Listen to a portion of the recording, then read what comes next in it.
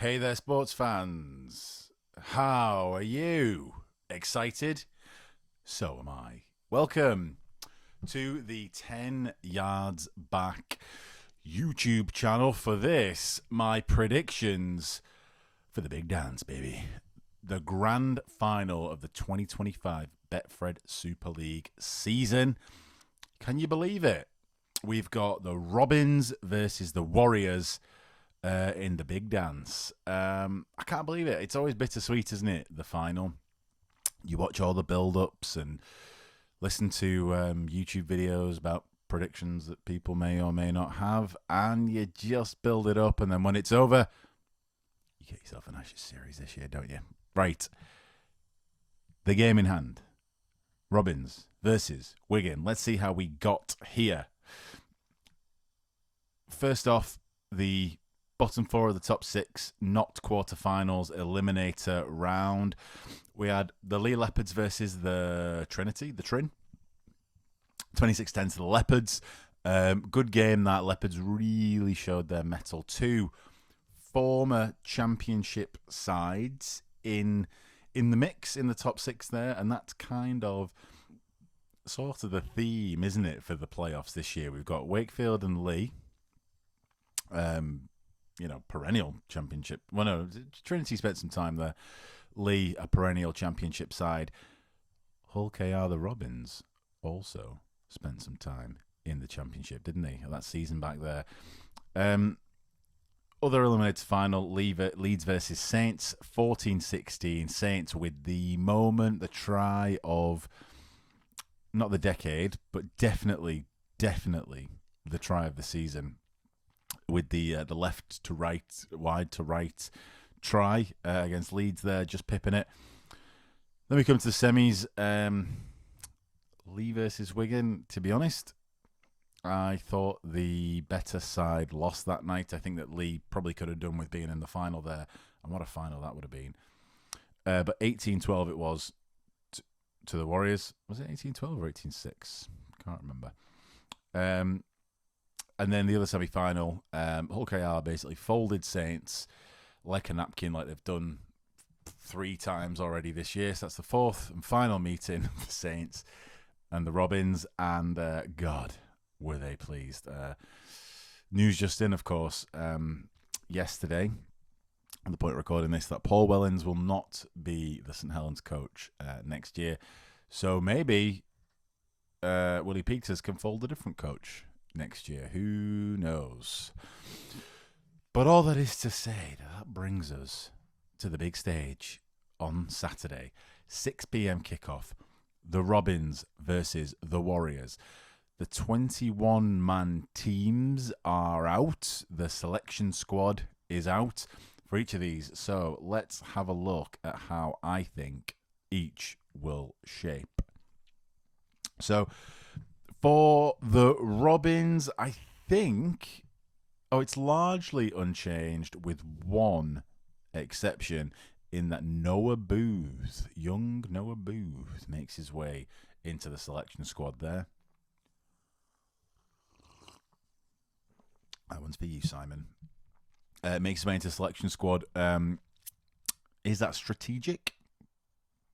Or was he just the only one left to include in the selection squad? Now, he has scored a couple of tries this year, has young Noah.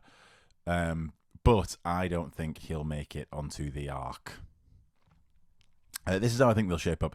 Last week, of course, I made the fumble of all fumbles in leaving Oliver Gildart out of the 17, so he's firmly in at number 4 for me this week after a very, very comprehensive performance out on the centre there. He could throw the ball in any direction, couldn't he? Forwards, backwards, whichever way he wanted. He did it well. It's hard to see. It's hard to see Willie Peters going with anything else. The only exception I'll point out here that's a difficult one, and it is a difficult one, very difficult, is what do you do with Mickey Mack?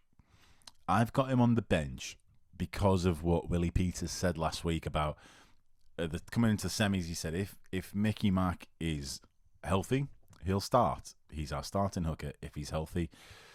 He wasn't, of course. So this week, if he's a little bit fitter, what do you do with him? Because surely you can't have him starting ahead of Litton, who's storming it right now. Probably set himself up nicely for starting hooker in at least one of those Ashes games, you would think, given his recent performance. But equally, when do you bring him on if he's on the bench? You can't not use him if he's on the bench, but you don't want to bring him on if you're being successful. And if you're unsuccessful at that point, is he too big of a personality to get people around him? It's a bit of an enigma. It's a hard problem. I'm glad it's not my problem to deal with, but I'm looking forward to seeing what happens. I think that decision of what to do with Mickey Mack if he's healthy has probably been the biggest one of the week for Willie Peters.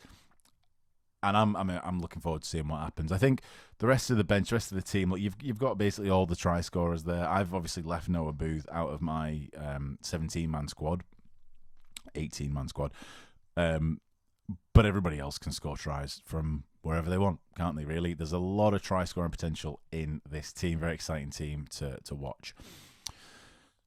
Likewise, though, their opponents, the Warriors, the cherry and white, the champions, the quadruple champions. The Warriors now, I think that it's there's no way they're changing any of this. I think the only thing that's changed since last week, I'm not sure who's made it in, but we don't seem to have Zach Eckersley in there, have we? Or maybe I've doubled somebody up, I don't know. Now, the try scorers available here is everyone, and it's almost as impressive. It's almost as if these are the best two teams in the competition, isn't it? Now, Matty Peat, the big question for Matty Peat is, who do you start? Your squad is basically selected. You haven't got this Mickey Mack problem, because Mickey Mack for Willie Peters, you could leave him out and have him retire without having played for weeks. This is a more strategic question of who do you start, particularly who do you start in your second rows? Who do you start at prop? So prop's a bit of an easier question, I think, for me. You know, Liam Byrne, Luke Thompson, they're good, athletic people that you can rely on to at least see you up to that, to set the pace at least up to 20 minutes. And probably with those two, Luke Thompson especially, probably take you over the half an hour point if you want to, with, you know, keeping that sort of 8 out of 10 performance. They're big lads. Then you've got Patrick Mago to come in and sweep up afterwards. The second rows is a question, and it's a question that I've been thinking about quite a lot.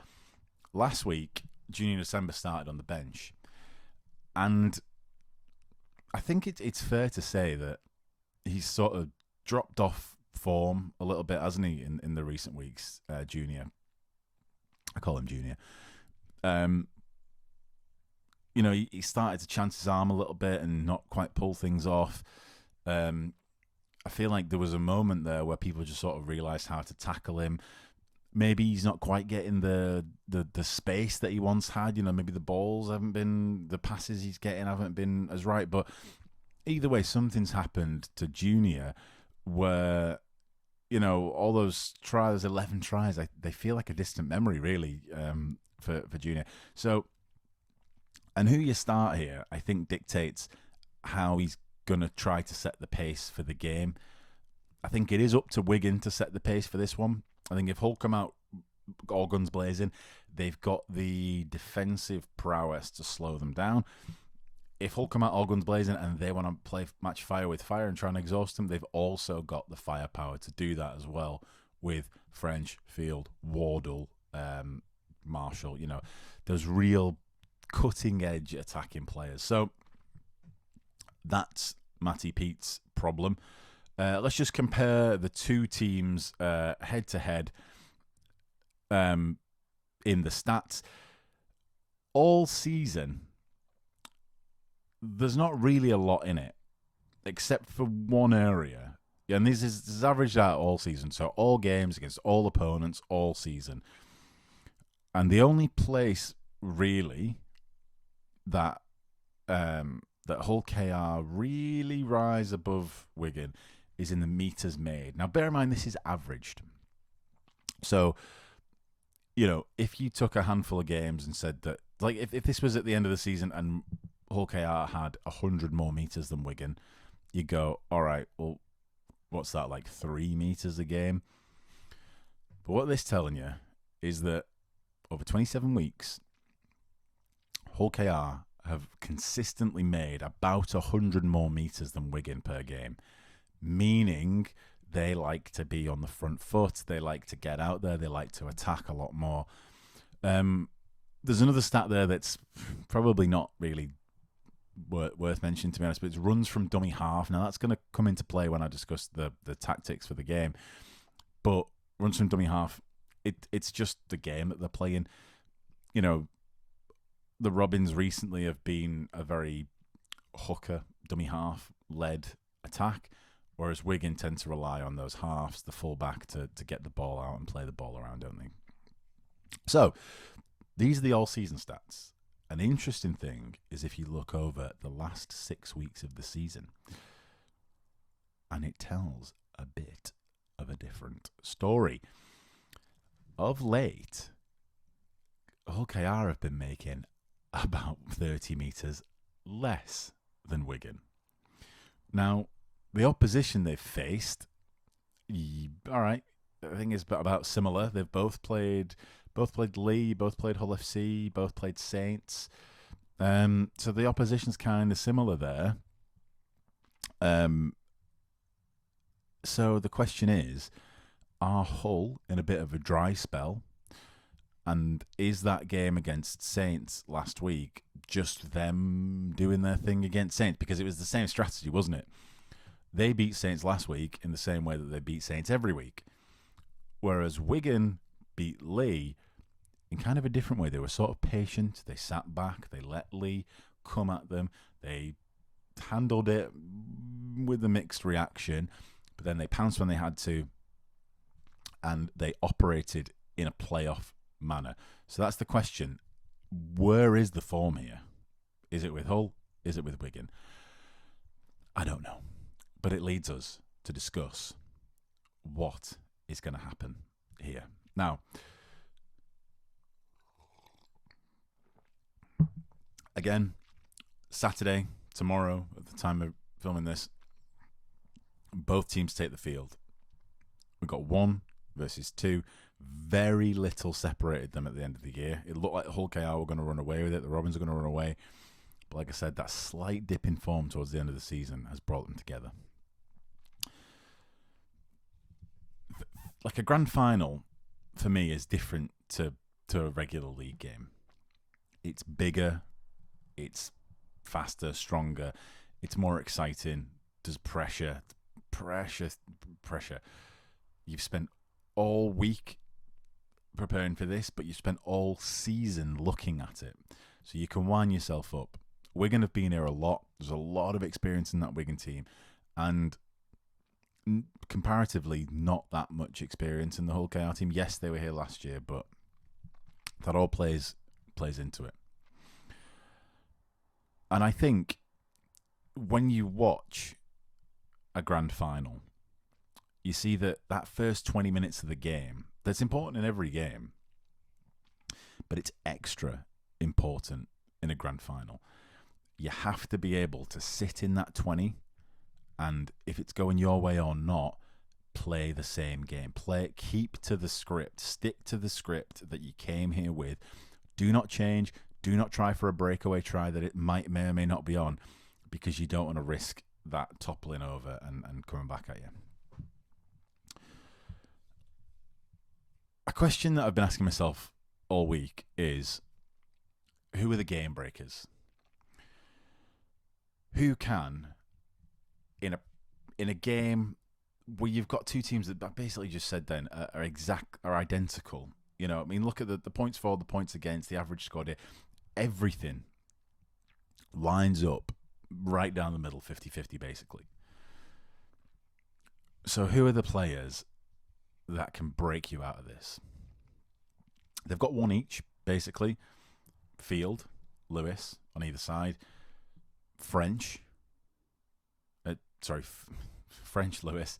Field for Wigan is, the ultimate wingman. And Tyrone May on the Hull KR side. I know he doesn't play fullback, but I think that Tyrone May goes unsung. He is the ultimate wingman for me. Tyrone May is doing wonderful things, and no one's really talking about him because of Mikey Lewis. So the halves and getting the ball out there, I think we're about even. You can't really predict that because those are the reactive players who are just going to play what's in front of them. I think for me, you have to look at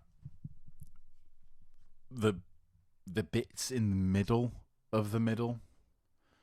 So here, I'm looking at centres like Jake Wardle. He's a game breaker. I'm looking at... I'm always reticent to say this, but James Batchelor, for me, I think is a game breaker because he can be that patient stand-back fella who, all right, I'll take in the hard yards, I'll do the runs, I'll let you get the plaudits, but he's also got a step on him. I've run the numbers on this, and the numbers tell me that it's going to be 20-22 Hull KR versus Wigan. That's across the whole season. I'm going to say it's going to be 14-10. Right? And I think that this will be a game of two halves. I think probably what's going to happen is Hull KR, the Robins, are going to cycle through a few different strategies. That's my one sort of plaudit of Hull KR all year is they come to each game with a different game, and they can switch in the middle of the game, the strategy that they play. And I think that's going to be important because Wigan, like I said earlier, they can control it. They're the iron trap. They can just stop you in your tracks. So if the Robins come with that same strategy they tried to beat Saints with, or they did beat Saints with over and over again, kick to the corners, well, Wigan have got Jay Field. That's not going to work. You can't play that long-range distance game. Equally, if you're aiming for broken play and trying to pass it out in the middle of the field and break your way through and get down there, Wigan have got one of the best defences in the league. Historically, they've got one of the best defences in the league, not only this season. So I don't think that works either. I think Hull KR get this on two reasons, and one of them seems a bit weak, but one of them is their flexibility. I think that they can confuse Wigan and get people out of sorts, particularly in those second rows. Recently, Farrell and December have found themselves in the wrong place at the wrong time, and that's led to a couple of tries. So I think that's a key area for them, switching up the play, being a bit unpredictable, changing your strategy, getting through. I also think, and this kind of comes back to something I've been harping on all year, and it seems like a bit of a joke, but I think that when it's 0-0 on 35 minutes, probably, there's no chance that Artem Morg is not going to get high tackled in the Wigan's 40 and get a penalty. And I think that might happen a couple of times because the way he runs is so attractive to high tackles.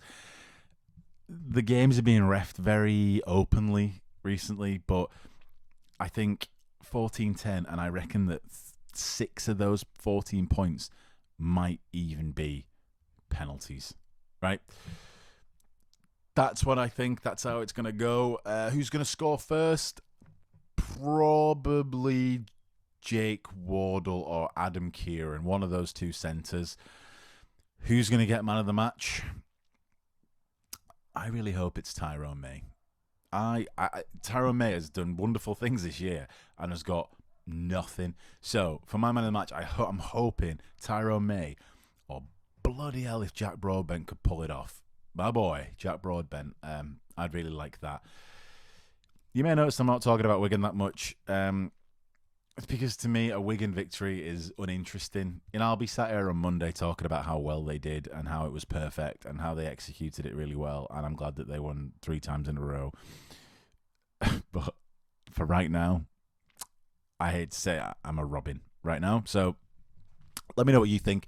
Leave your comments, your likes, your subscribes, all that jazz at the bottom. And guys, it's grand final day.